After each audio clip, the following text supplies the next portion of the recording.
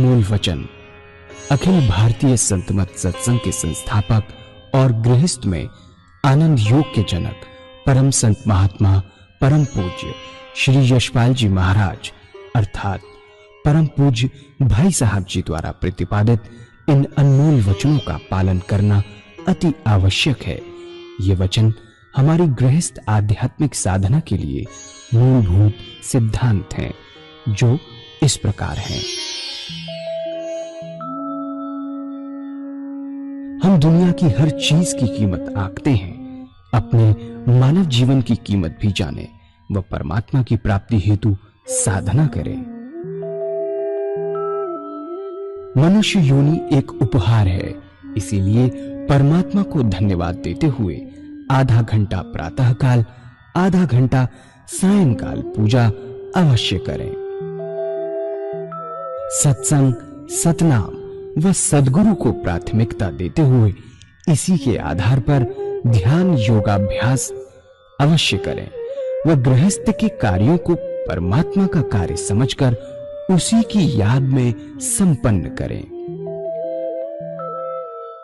हर समय ये ध्यान रहे कि गुरु कृपा द्वारा परमात्मा की पवित्र सत्ता का हमारी आत्मा में वास है, अतः मन में निरंतर अपने इष्ट देव का जाप करें। मान सम्मान की इच्छा ना करें व अपमान से दुखी ना हो। परमात्मा के अतिरिक्त किसी और का भय ना करें। दूसरों की बुराई न करें, न सुने, सत्य व मधुर बोलें, अश्लील शब्द मुंह से ना निकालें, सभी से नम्रतापूर्ण व सुंदर व्यवहार करें। धर्म पत्नी के अतिरिक्त अपने से बड़ी से माता जैसा, बराबर की से बहन जैसा व छोटी से पुत्री जैसा व्यवहार करें। सांसारिक जीवन यापन की आवश्यकताएं अंतहीन है, इसलिए अधिक से अधिक समय सत्संग में व धन परोपकार में खर्च करें। याद रखें, न स्त्री माया है, न धन दौलत, न ही परिवार। माया वह है जो हृदय को परमात्मा से दूर हटा दे। अतः निरंतर सत्संग और सद्गुरु की शरण में रहने का प्रयास करें। भोजन अपने इष्ट को अर्पण कर प्रसाद रूप में परमात्मा की याद में करें। रात्रि में सोने से पहले अच्छे बुरे कार्यों का आत्मनिरीक्षण कर उसका समुचित पश्चाताप करते हुए ध्यान करें व प्रभु की गहरी याद में ही विश्राम करें। परमात्मा तू ही है, तेरी इच्छा पूर्ण हो।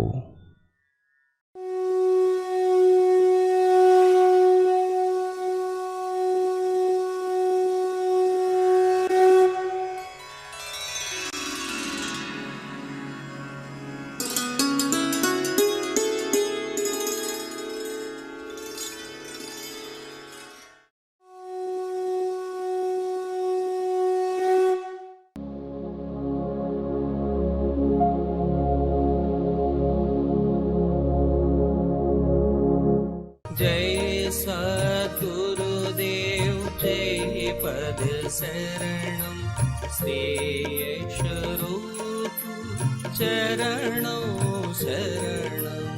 जय सद्गुरुदेव जय पद शरणम श्री स्वरूप चरणों शरणम।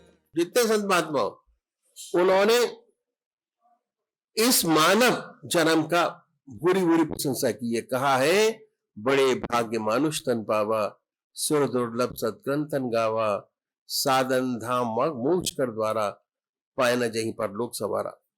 ऐसी मनुष्य योनि जो परमात्मा ने हमें दी है, परमात्मा की दिया हुआ एक गहना है हमारे पास। ये इसमें साधन का क्षेत्र है, ये मोक्ष का दरवाजा जिसे भूल गए हम लोग। इसमें परमात्मा ने विवेक बुद्धि दी है, कर्म करने का अधिकार दिया है, और जितनी योनियां हैं सारी भोग योनियां हैं। जितना कर्म करने का अधिकार मनुष्य मात्र को है, उतना किसी योनि में ऐसा साधन नहीं है। देवता लोग भी तरसते हैं इस योनि में आने के लिए। जितने धर्म हुए, जितने पंथ हुए, सब ने इस योनि की बुरी बुरी प्रशंसा की है। कबीर साहब ने कहा है कि कबीरा हर की भक्ति कर, तर्ब शिया रस चौंच, बार बार नहीं पाइए मानस जन्म की मौज। एक बार मिला है, फिर मिले ना मिले ये आपके कर्मों के ऊपर है। आपने पहले जन्म में अच्छे कर्म किए, इसलिए परमात्मा ने आपको ये समय दिया। आज जो करेंगे इसका फल आपको आगे मिलेगा, कर्मों का फल। तो बहुत सारे लोग पूजा पाठ करते हैं, सारे ही करते हैं एक तरफ से पूजा पाठ, और आध्यात्मिक देश हिंदुस्तान करा है इसलिए कि सारे पूजा पाठ में लगे होते हैं। ठीक है, अपने अपने तरीके से करते हैं। इसमें अगर थोड़ा सा एडिशन कर दिया जाए तब पूजा बहुत सुंदर हो जाए, वो है ध्यान। और ध्यान भी किसका? अपने इष्ट देव का, किसी और का नहीं। तरीका आपके सामने रखा कि किस तरीके से ध्यान कराया किया जाए, बड़े आराम से किया जाता है। इसके दो तरीके हैं, एक इंडिविजुअल मेडिटेशन और दूसरा ग्रुप मेडिटेशन। इंडिविजुअल मेडिटेशन घर पर किया जाता है, ग्रुप मेडिटेशन ग्रुप में किया जाता है।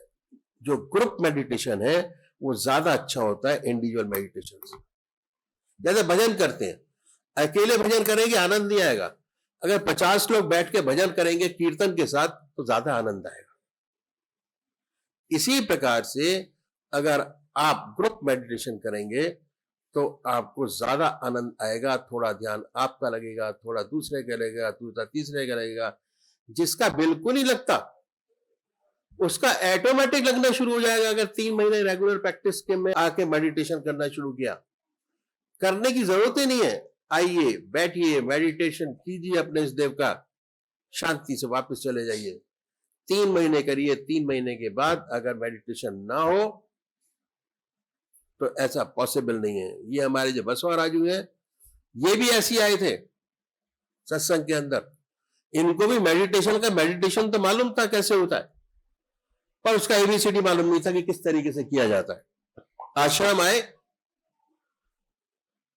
आके उन्होंने कहा भैया जी मेडिटेशन करने आया हूं। मैंने कहा बड़ी अच्छी बात है, बहुत अच्छा है, मेडिटेशन करने आए। 5 दिन का प्रोग्राम था। आश्रम में प्रोग्राम होता है 5 दिन का, सिर्फ मेडिटेशन, कुछ नहीं इसके अलावा। कैसे करेंगे, क्या करेंगे, सब। That was a total practical class. अगर आपको ज्ञान लेना है तो गीता पढ़िए, अगर प्रैक्टिकल करना है, उसका अनुभव लेना है, तो आपको एबीएसएस के अंदर आना पड़ेगा उस चीज के लिए। अखिल भारतीय संमत सत्संग में इसके अलावा कोई दूसरा रास्ता ही नहीं है फॉलो करने का।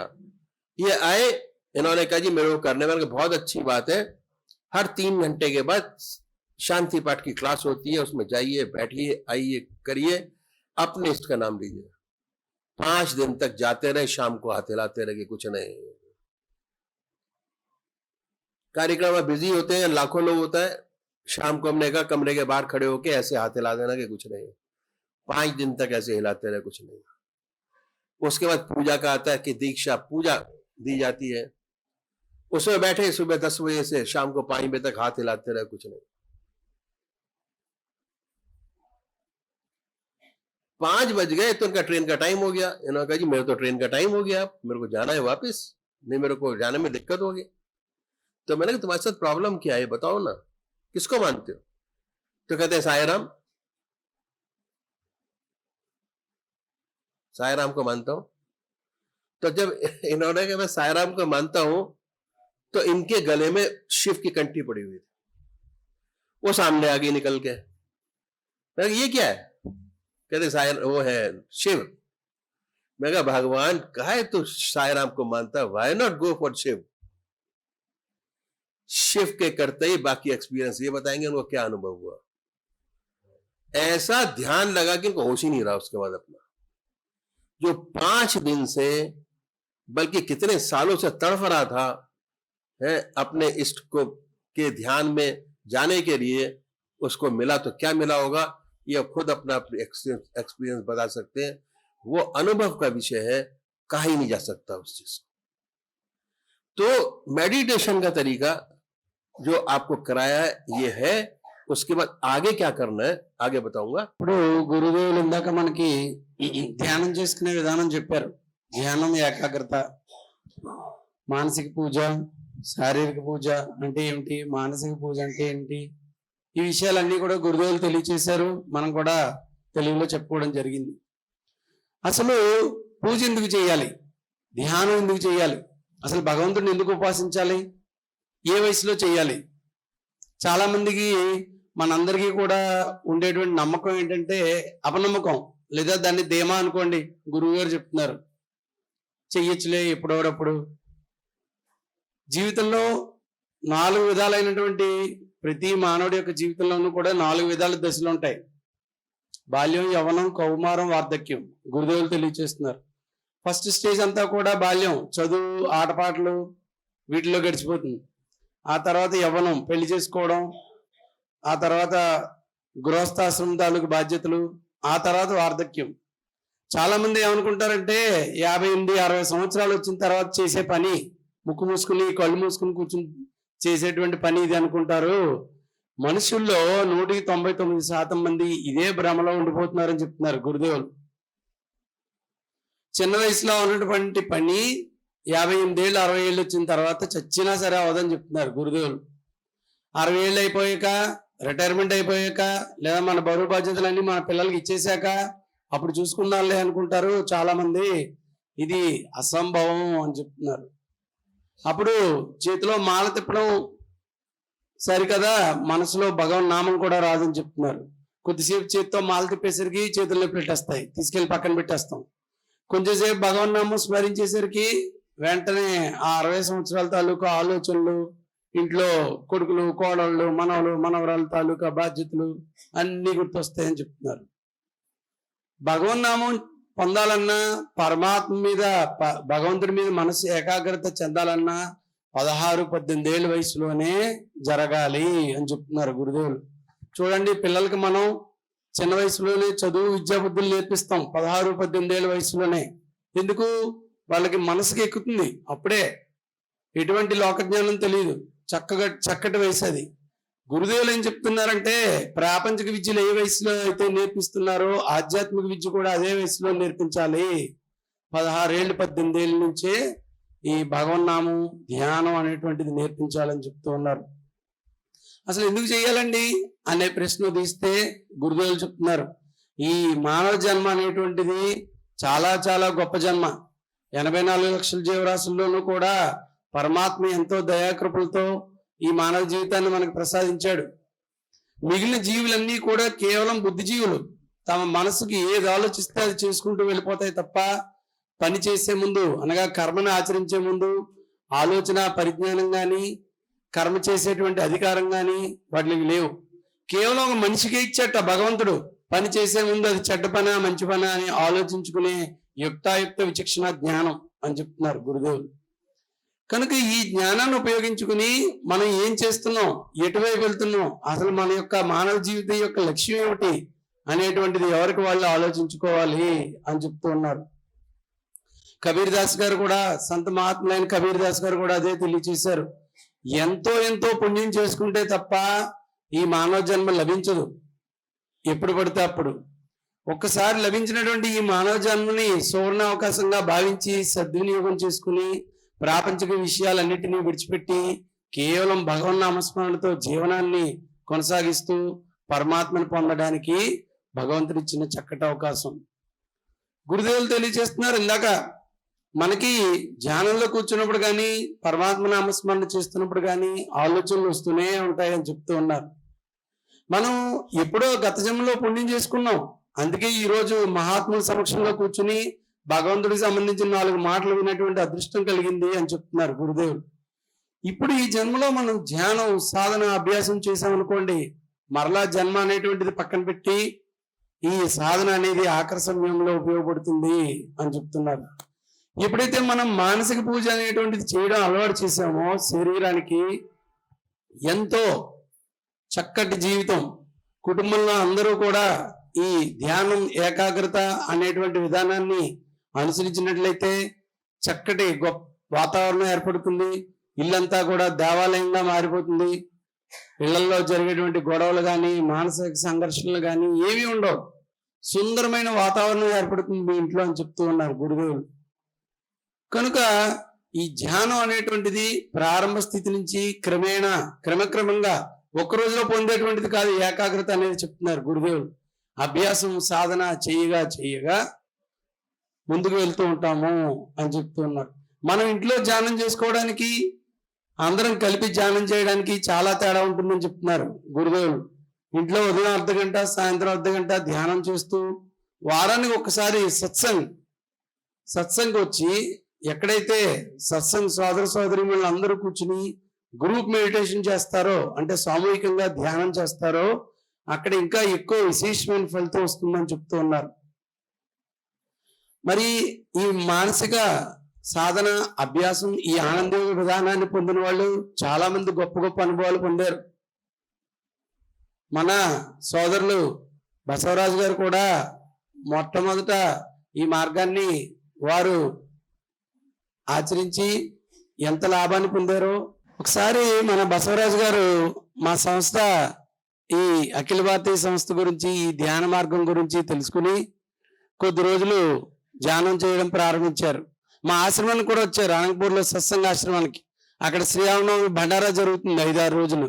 శ్రీరామనవమి సమయంలో 5 రోజులు అక్కడ ఏర్పాటు చేసినటువంటి ఆధ్యాత్మిక కార్యక్రమంలో పాల్గొన్నారు. ప్రతి 3 గంటలకు ఒకసారి వెళ్ళి అక్కడ శాంతిపాటలో ధ్యానంలో కూర్చునేవారు. ఇలా 5 రోజులు గడిచిపోయాయి. 6వ రోజు ఆయన వెళ్ళిపోవడానికి ట్రైన్ టైం అయిపోయింది. సాయంత్రం 5 గంటలకి గురువు గారి దగ్గరికి వెళ్ళి, మహారాజ్ నా ట్రైన్ టైం అయిపోతుంది, నేను వెళ్ళిపోతున్నాను. నాకు ఈ 5 రోజులు కూడా ఎటువంటి ఏకాగ్రత కలగలేదు, ధ్యానం కుదరలేదు, మీరు చెప్పినట్టు చేసినా సరే అని అడిగారు. అప్పుడు గురుదేవుల వారిని ఒకే ప్రశ్న అడిగారు, నువ్వు నీ ఇష్టదేవం ఏమిటి, ఎవరిని ధ్యానం చేస్తున్నావు అని అడిగారు.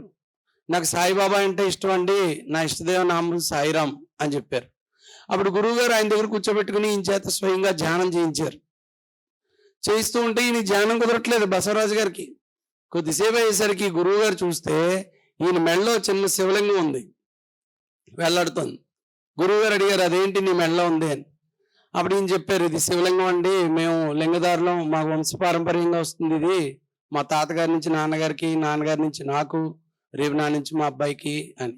అప్పుడు గురువు గారు చెప్పారు, నువ్వు వెళ్తోంది తప్పుదారిలో, నువ్వు పూజించాల్సింది పరమేశ్వరుణ్ణి, శివుణ్ణి, అందుకనే నీ మనసు లగ్నం చెందట్లేదు. ఇప్పుడు కూర్చుని శివుణ్ణి ధ్యానం చేయని చెప్పారు.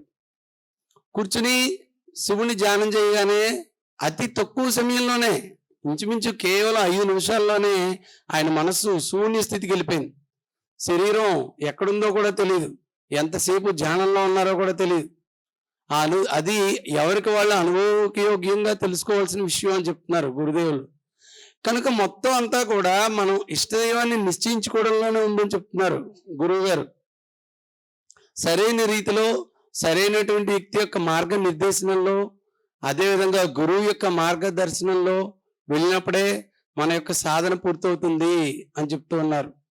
ఈ సాధన ఎంతటి స్థితికి తీసుకెళ్తుంది అంటే, ఈ జీవితంలోనే జీవన్ముక్తావస్థ స్థితి, సుషుప్తి, సహజ సమాధి స్థితి, ఆకరణ భగవత్ ప్రాప్తి, గొప్ప గొప్ప స్థితిని తీసుకెళ్తుందంటూ ఉన్నారు.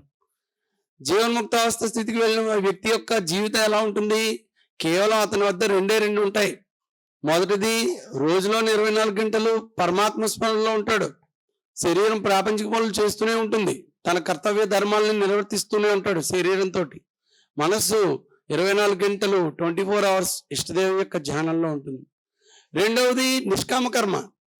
అతని చేత చేయబడేటువంటి పనులన్నీ కూడా ప్రతిఫలాపేక్ష రహితంగా మారిపోతాయి. ఈ పని చేస్తే నాకు ఏమొస్తుందనే స్వార్థం లేకుండా, భగవంతుడు నాకు ఇచ్చిన కర్తవ్య ధర్మాలను నేను నిర్వర్తిస్తున్నానా లేదా అనేటువంటి భావంతో భగవత్ స్మరణలో ప్రతి పని చేస్తూ ఉంటాడు. ఇక అప్పుడు జరిగేటువంటిది ఏమిటి? కర్మ ఫలితంలో చిక్కుకోడు, కర్మబంధనాల్లో. ఎప్పుడైతే కర్మబంధనాల్లో చిక్కుకోలేదో, ఆ కర్మ యొక్క ఫలితాన్ని అనుభవించడానికి మరలా ఇక్కడికి రావాల్సిన అవసరం లేదు ఈ భూమిపైకి. అంతటి గొప్ప స్థితి కలుగుతుంది అని చెప్తున్నారు గురుదేవులు. ఒకసారి ఆచరించి చూడండి ఈ ఆనందయోగ విధానం. ఒక 3 నెలల పాటు పట్టుబట్టి గురుదేవులు చెప్పిన విధంగా మానసిక పూజ ఆనందయోగ విధానం ద్వారా, మా విధానం ద్వారా ధ్యానం చేసి చూడండి. 3 నెలల తర్వాత మీ యొక్క అనుభవం ఎలా ఉందో తెలియచేయండి అని చెప్తున్నారు గురువు గారు. ध्यान रखा कि काम का समय न दिया जाए, because we are very busy. जिससे पूछो भगवान का नाम लिया, कहते सब टाइम ही नहीं है. आईटी इंजीनियर से पूछा भाई काम करता है, कहते ये छोड़ देता हूँ बाकी सारे काम करता हूँ, वेरी बिजी.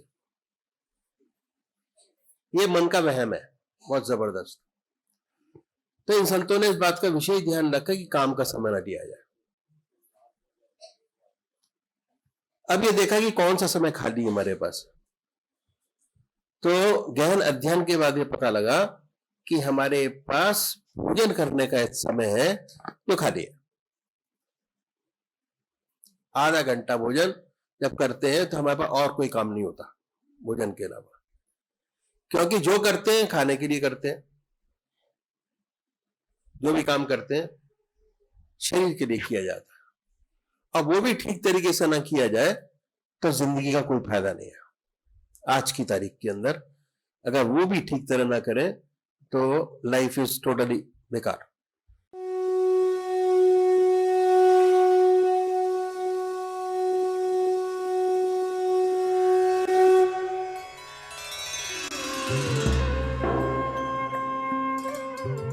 ध्यान योग के कार्यक्रम आनंद योग से निशुल्क जुड़ने के लिए संपर्क करें 9810239677.